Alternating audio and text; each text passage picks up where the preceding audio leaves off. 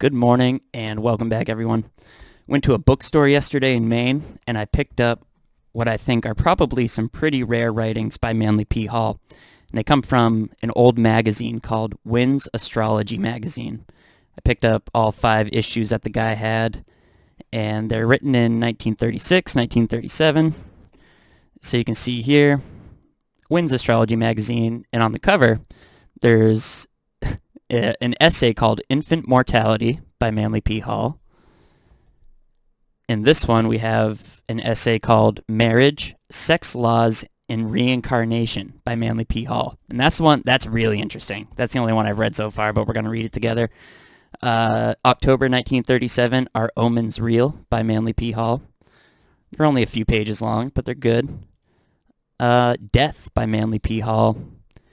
And it's not on the cover, but he does have something in this February 1937 issue. So yeah, this is really interesting stuff. Let's talk about who Manly P. Hall is first. We'll go over it real quick. Manly Palmer Hall, born March 18, 1901, died August 29, 1990, was a Canadian-born author, lecturer, astrologer, and mystic. He is best known for his 1928 work, The Secret Teachings of All Ages. Over his 70-year career, he gave thousands of lectures, including 2 at Carnegie Hall, and published over 150 volumes. In 1934, he founded the Philosophical Research Society in Los Angeles, which he dedicated to the truth seekers of all time, with a research library, lecture hall, and publishing house. Many of his lectures can be found online, and his books are still in print. I'm surprised I don't mention he's a 33rd degree Freemason in that intro. That was really what he's most known for, is being a very prominent Masonic thinker. And there's a great quote by him that I'll paraphrase. Once man learns to read the language of symbolism, a great veil will fall from his eyes. Something along those lines. And when it comes to mystical Freemasonry and symbolism in the ancient mystery schools, Manly P. Hall he's definitely an authority when it comes to this stuff. So yeah, we're going to read Sex Laws and Reincarnation, written for the September 1936 issue of Wynn's Astrology magazine. And what we're going to notice in this, guys, I want you to think of the transgender movement today.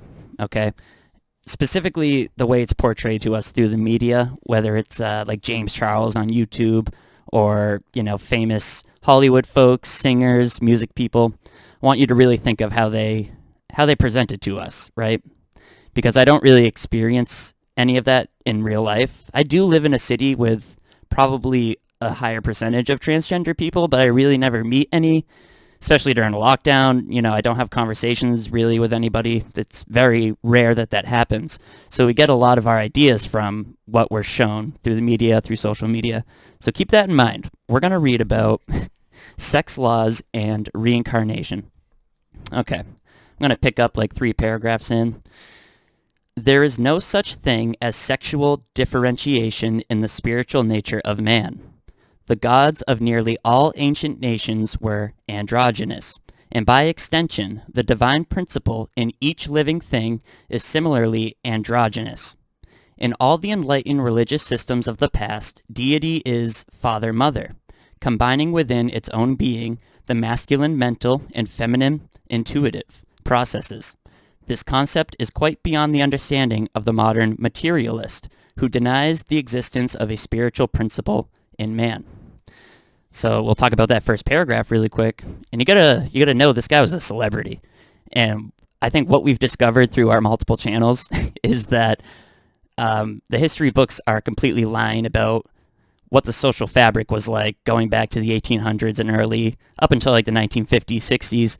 Masonry and the occult were very, very mainstream. That's what I found through my experience living in Maine, living in a place that was created by Masons, a very old part of the country, reading all these works, studying, the history of our culture, and especially the cemeteries. I mean, everybody who died wanted a Masonic gravestone. It's very clear. So I'm sure a lot of people read this, and a lot of people looked up to Manly P. Hall and were inspired by him and regarded him as, like I said, an authority on thought, on philosophy. In this first paragraph, he's talking about how the past enlightened religious system, so he's kind of saying that our modern religious systems are not enlightened. He's saying in the past, God was always revered as a father-mother, androgynous. And of course, I'll hold something up for you guys. This is the Devil Tarot card. And Manly P. Hall loves tarot. We can read out of his works about that. And the Masons themselves regard tarot as one of their practices, right? It's like a symbolic dictionary and lexicon of symbols and history. The Devil Tarot card is androgynous. Now, this Rider-Waite deck I have, it's not as pronounced, but on other decks, you will actually have breasts. And you can see that chained to the devil is a male and female figure who are chained around the neck, right? So the devil in the tarot, which is a very Masonic thing, is androgynous. Let's continue. Remember, think about the transgender movement, right? Think about how prominent it is, okay? I drove by a church yesterday that had a transgender flag on it. It was very odd. It was in Kennebunk, Maine.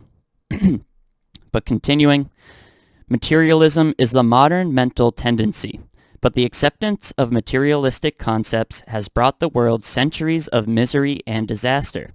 No civilization can perfect itself while dominated by a materialistic psychology. Materialism, by destroying the finer aspects of human life, has destroyed the cultural urge and almost entirely removed the aesthetic and ethical emphasis in daily action. True philosophers are secure in their realization that the material elements of nature are ensouled, directed and controlled by superphysical principles and energies. Let's talk about how this is written in September 1936. So this is when Hitler started getting aggressive, right? And, you know, the Nazis were a socialist party, the Russians were communist, and it's interesting that this American author, well, Canadian author, but you know what I mean, North American author, is, you know, talking about the dangers of materialism and the misery that it's wrought on humanity for the past few centuries. And materialism is really one of the philosophical foundation blocks of socialism and communism, right? It's all about the stuff, controlling the stuff, right? Let's continue. The androgynous spirit within us is explained by the ancient Jewish commentators upon the Pentateuch of Moses. They have written that the spiritual Adam, or the life within, was created male-female, possessing in its original primordial state an equilibrium of masculine and feminine principles. That I've never heard that. I'm a confirmed Catholic. I've been to Baptists. I've been to what other church did I go to for a little while? I went to Episcopal church for a little while. I've been a Christian my whole life, and I've never heard anybody say that Adam was a he/she. I don't know. Have you? I don't know. I've never heard that. I've heard that God took a rib out of Adam to create another human. He didn't mention the Bible. I don't think. Maybe it does. We'll have to look. Let's continue, though. So yeah, he's saying Adam, the first man created by God, was androgynous. That's what he's trying to tell us. This is 1936, you guys. And what do you think transgenderism really is, right? It's androgyny. Okay, let's continue. The spiritual life within the human being builds the body about itself very much as a snail builds its shell out of the substance of its inner nature. In primitive times when the earth was young, the ancient books of the Hindus tell us humanity was physically androgynous, as a few animals remain to this day.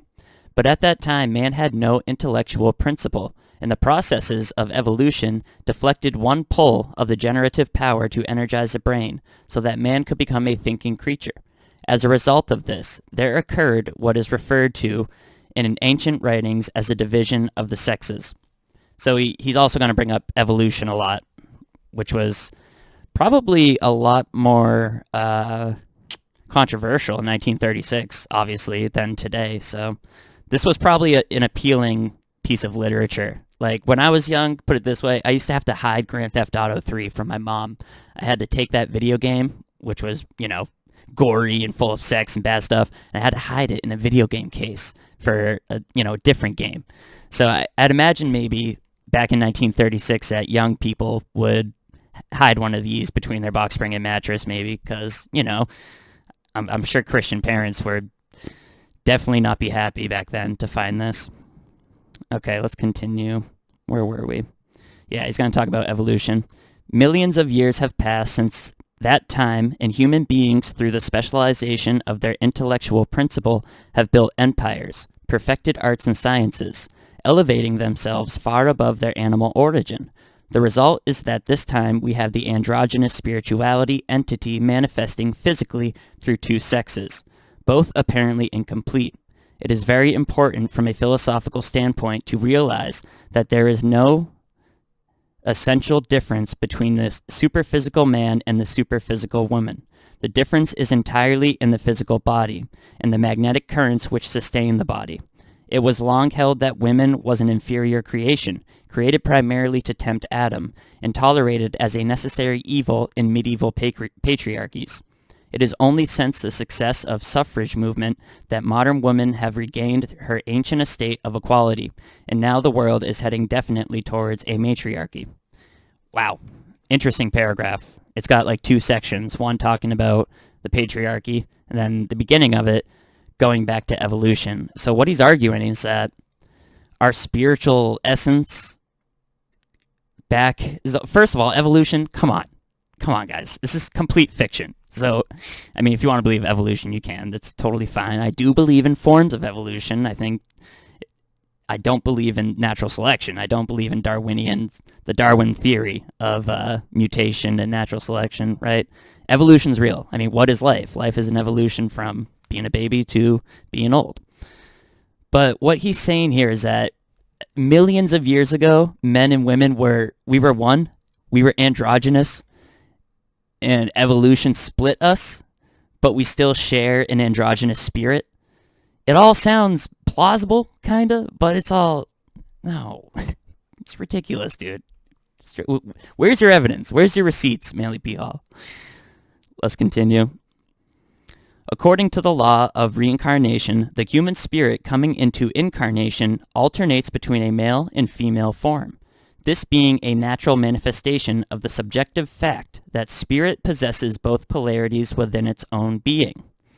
The alternation of sex in different lives is necessary to the symmetrical growth of the individual.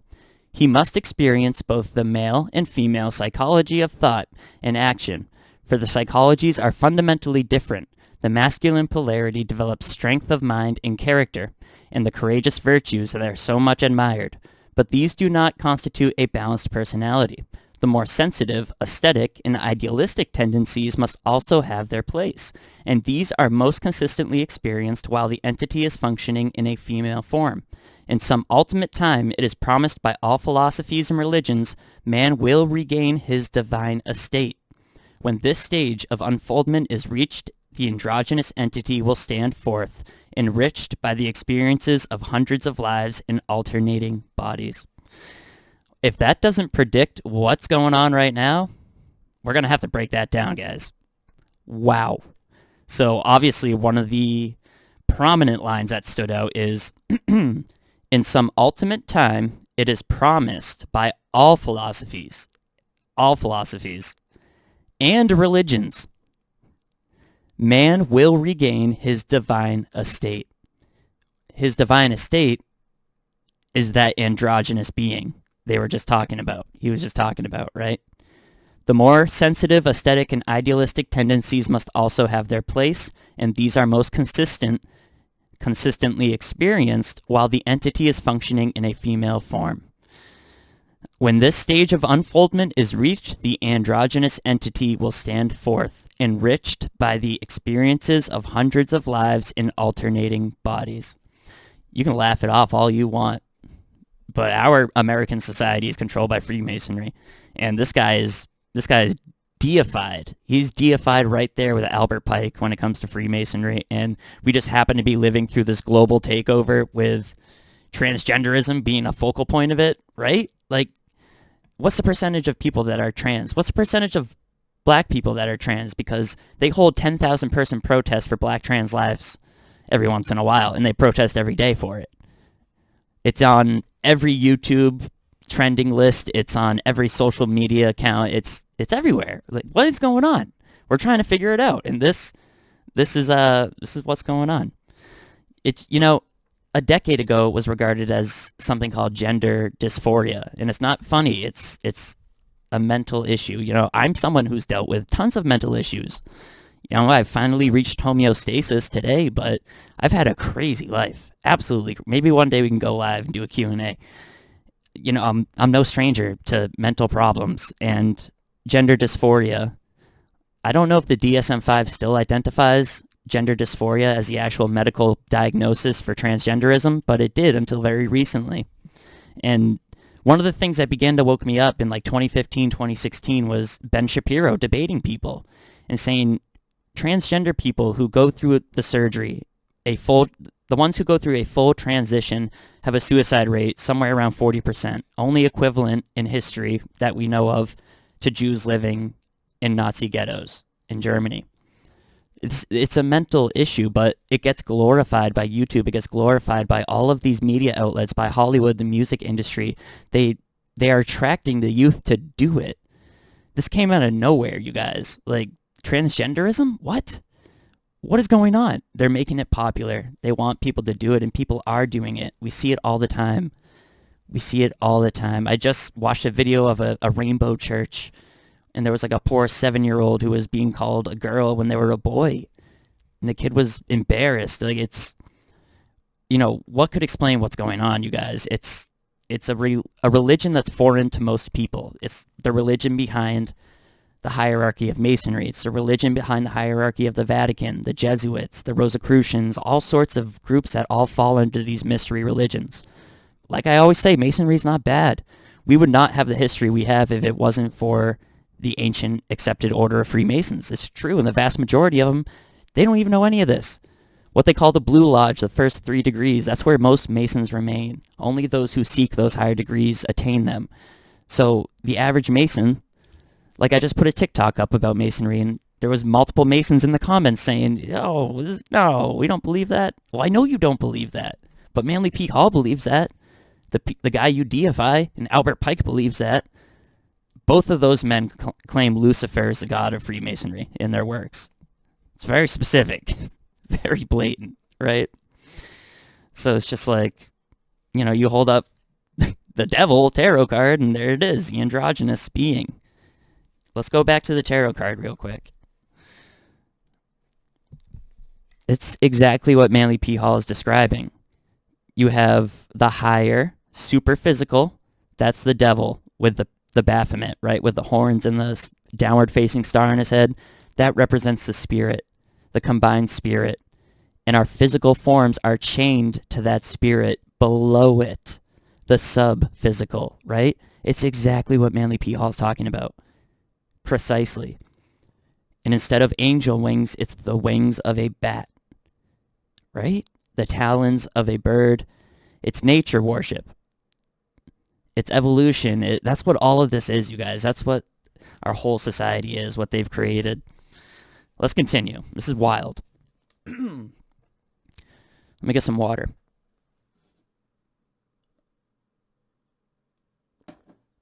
Okay. Physical marriage is the glorification of the mating instinct necessary to the perpetuation of the race. But superphysically, marriage is much more. As humanity grows older and becomes more mature in its ideals, the element of companionship is emphasized over the merely physical instincts. You may have observed 2 people who are celebrating their golden wedding. If you have, you will certainly have noticed the similarities that had been developed by those years of companionship. The 2 people even grow to look alike, and when one passes on, the other seldom survives but a short time. Relationship of this kind has produced a very important effect. The man is softened by his years of contact with feminine psychology, and the woman has grown somewhat more positive through the same chemistry. I'll agree with that. That's a cool paragraph. Let's continue. We shall probably see few golden wedding celebrations in the next generation. It is becoming ever more difficult for people to get along with each other for long periods of time. This is also an expression of evolution. Members of both sexes are becoming more and more self-sufficient, demanding greater opportunity for the expression of individuality. It is hundreds of incarnations that has brought this change about. Let's stop there for a second. It's not hundreds of incarnations that has brought this change about. It's the engineering of society that has brought this change about. Like we just talked about with the transgender thing. Divorce has been promoted. Infidelity has been promoted, right? I would never I could never see myself doing that because I follow, a Christian life as best as I can. But what happens to people when they believe in evolution? You know what I mean? You think that has an effect on relationships? I don't think it's just a random correlation that as Christianity has died, divorce has skyrocketed. Because evolution doesn't teach, putting yourself in other people's shoes. It doesn't teach wisdom. Evolution doesn't instill an idea that, hey, it's tough right now, but maybe it's tough for a reason. Maybe there's a plan. No, evolution is just random. And I find it very interesting that he denounces materialism, but at the same time promotes evolution, which of course just makes us material. It's all very contradicting. So this whole wedding part, this is 1936, you guys. 1936. He's talking about the plan that himself, Masonry, and all the other entities have. The plan to destroy Christianity, to destroy the holy sacrament of matrimony. The holy sacrament. Why is it holy? It's in the Bible, you guys. Be fruitful and multiply. Nowhere does the Bible say marriage is about combining your super physical spiritual selves to become an androgynous deity. It's crazy, man. Okay, let's continue. The end of growth is strength and sufficiency, and while this humanity is far from the end of its wanderings, still it has grown considerably, and examples of extreme masculinity and extreme femininity are becoming fewer and fewer. It is extremely interesting to see men patronizing and performing in the fine arts, and women coming forward in business and industry. The racial trend is also evident in clothing. Men are becoming more and more conscious of color and variety in dress, and women are dressing more and more severely. There is an important psychological factor behind this, for the tendency is for superiority to practice severity, particularly in clothing. What an amazing paragraph. Wow. It just seems like men are becoming men are becoming women, and women are becoming men. Psychology. Yeah, that thing we invented 50 years before this, psychology is responsible for it. Unbelievable, dude. Psychology is witchcraft. This is so wild. Look where we're at today. Manly Pete Hall probably helped draft everything we're going through today. This guy was a savage warlock, dude. Literally, in real life. It fascinates me. This brings us to the astrological phase of our subject. The signs of the zodiac are alternately masculine and feminine, and as reincarnation follows the zodiacal pattern, it emphasizes masculine and feminine attributes around the zodiacal wheel. Zodiacal, sorry. So remember, he's saying that reincarnation is real and that it alternates male and female. So when you die and when I die, we're going to come back as the opposite sex. So be ready for that. Okay. This does not mean that men are not born under feminine signs or women under masculine signs, but masculinity and femininity, it's a tough one, are not necessarily matters of sex, but rather of attitude and sensitivity. Wow! This is almost 100 years ago. They're toting that, sorry, I'm getting worked up. They're toting that same line today. Let's read it again. Masculinity and femininity are not necessarily matters of sex, but rather of attitude and sensitivity. Dude, that's wild. That's wild. 1936. Whew. Men born under feminine signs are usually stamped with some form of sensitiveness, love of the arts, etc., and nearly always lack extreme masculinity. Conversely, women born under masculine signs are usually more positive and mental than women born under feminine signs. A person born under a sign sexually opposite to himself usually has difficulties in orienting himself. He is usually out of adjustment with his environment. According to the old teachings, a person now functioning in a masculine body will very probably be a woman in his next incarnation, and vice versa. This is not an invariable rule because of the factor of karma, which may force the entity back for several lives in the same physical polarity, but the probability of alternation can always be kept in mind. You know what I just realized reading that? This is written in like 21st century English. Hear me out. hear me out. I read a lot of books, and typically when you go back this far, it gets a little more eloquent and it gets a little more confusing. But guys, I'm looking at this right now, and it looks like a 21st century textbook. We cannot underestimate the savageness of Manly P. Hall. Like like I said, the dude's a warlock. It's crazy. Maybe on some crazy metaphysical level, he intended this to be read. He knew this would be read. If it was read in 2020, in 2021, he knew that wise people would find this and read it as the plan unfolded, right? I'm just going off. Okay, disregard that. Let's continue. Where was I? It is actually a mistake to refer to male and female as positive and negative. This designation has descended to us from that period in the growth of civilization when men ruled the earth by force and regarded themselves as the chosen sex. What? I don't think that's real. I remember learning that all growing up. That just sounds not real. What? I don't think all men would go along with that. Just weird, right? Weird. But apparently in the past, men ruled with an iron fist. As a matter of fact, it is the female and not the male who is positive. The word positive signifies dominant physical qualities and has nothing to do with the inner spiritual fact. For though we may refer to the sciences as masculine and the arts as feminine, this does not mean that the arts are less important than the sciences, or that either is actually positive or negative, but rather are of equal significance. Positive and negative signs are not superior and inferior signs, in the sense that it is better to be born under Aries than Taurus. Rather, the positive is the more evident and the negative is the more subtle, but neither is lacking in any of the essential qualities or inferior in acquirements or attributes. Thus, the male, called the positive, has the greater strength and usually the greater body size, but the female, though less strenuously built, has the greater endurance, and by statistics is longer lived. In this matter of positive and negative, we should not forget that the men rule the world, but it is said that the women rule the men. Also, the most difficult phase in human life is that requiring the greatest test of our energy and is childbearing. For this purpose, the woman's vital body or magnetic field is positive and the man's negative. It's pretty cool. Okay. Men rule the world, but women rule men. Classic.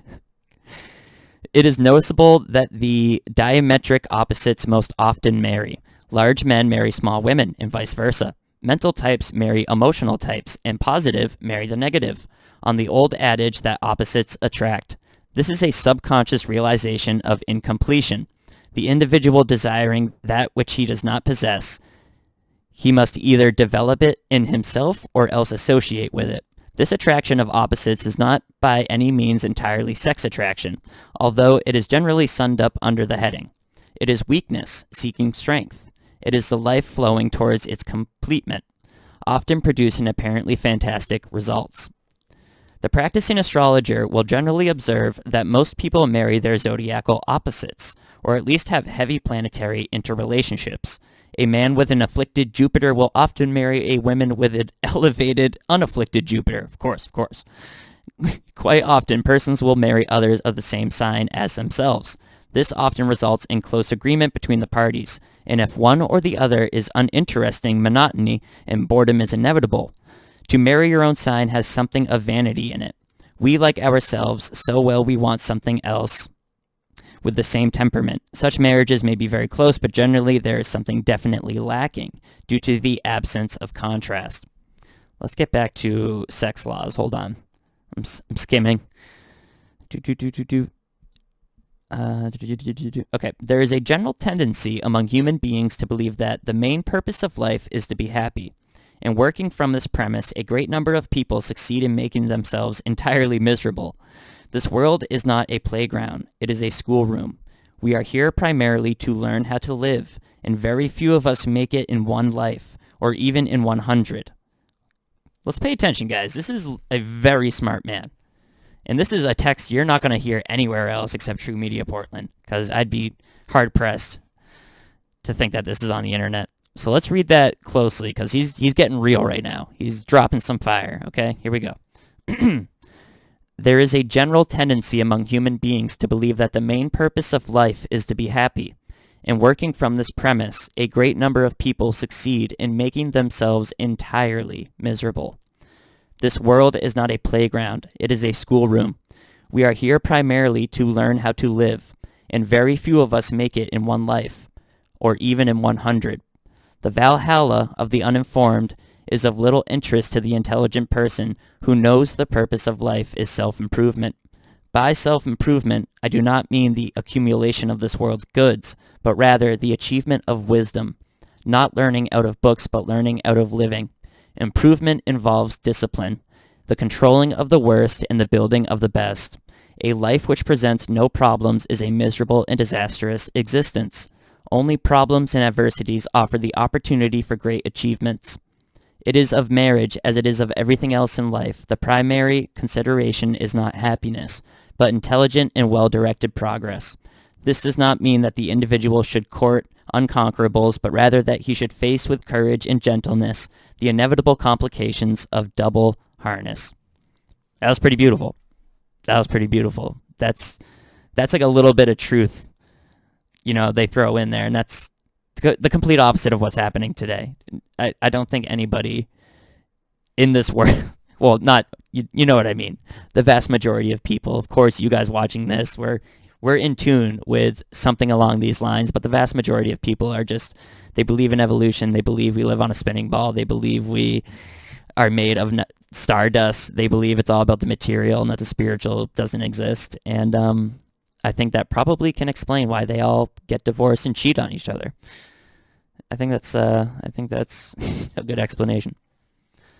Let's continue. That was pretty deep. That was a very deep paragraph. We're not supposed to focus on being happy. This world is a schoolroom. And many of us don't make it in one life or even 100. This guy was a savage. Let's continue. I mean that in a good way. Kind of.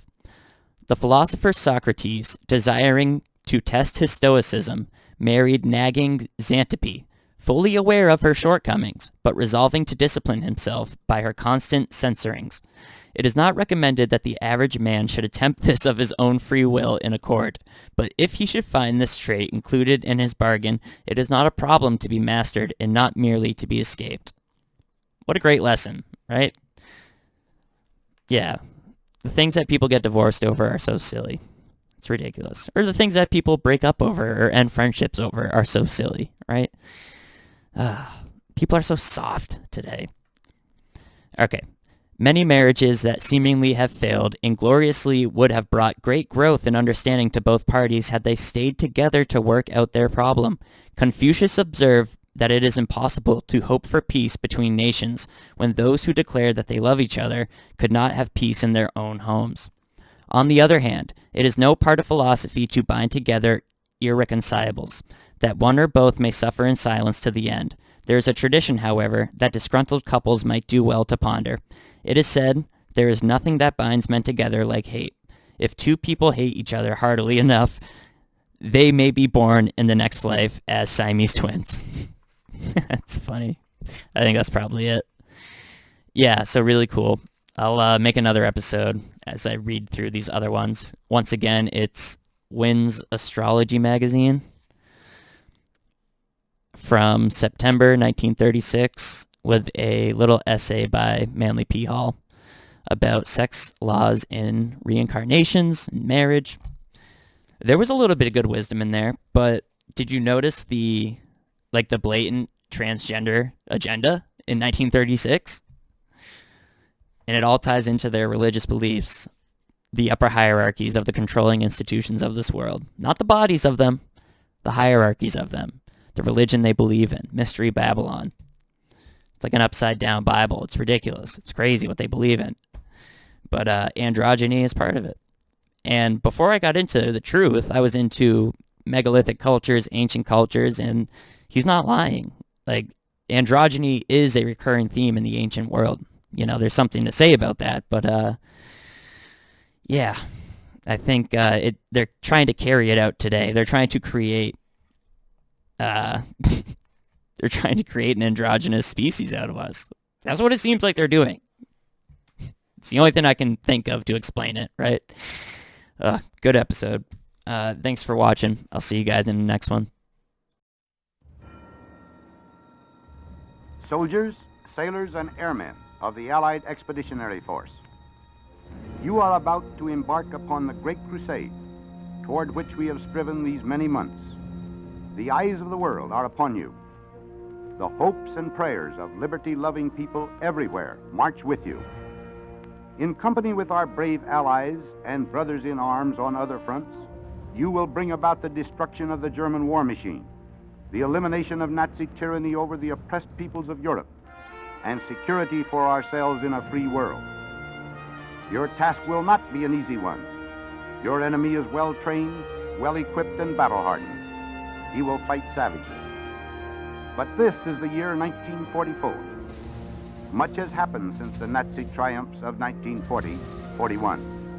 The United Nations have inflicted upon the Germans great defeats in open battle, man to man. Our air offensive has seriously reduced their strength in the air and their capacity to wage war on the ground. Our home fronts have given us an overwhelming superiority in weapons and munitions of war, and placed at our disposal great reserves of trained fighting men. The tide has turned.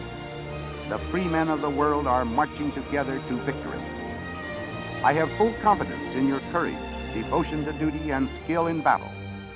We will accept nothing less than full victory. Good luck, and let us all beseech the blessing of Almighty God upon this great and noble undertaking.